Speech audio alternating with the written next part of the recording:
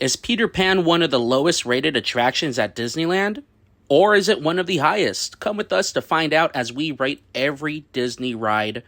And wow, this ride is quite beautiful. It has great theming and a great atmosphere to it.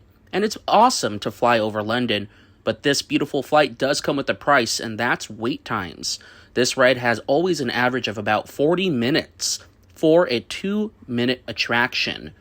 Although it is great to fly around Neverland, some guests may not find it worth it due to the 45-minute waits. This ride does suffer in riders per hour, where it averages about 700 riders per hour. Now, when compared to other rides in the park, Peter Pan is severely lacking in riders per hour, fitting only about 750 guests per hour, where other rides like the Haunted Mansion can fit about 2,500 to 3,000 within that same time frame.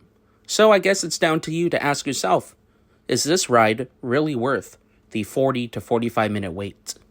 Overall, I gotta give this one a solid 8 out of 10. Great attraction, great theming, great ride. The only thing keeping this attraction from being a 9.5 or a 10 has got to be those wait times and the ride length itself.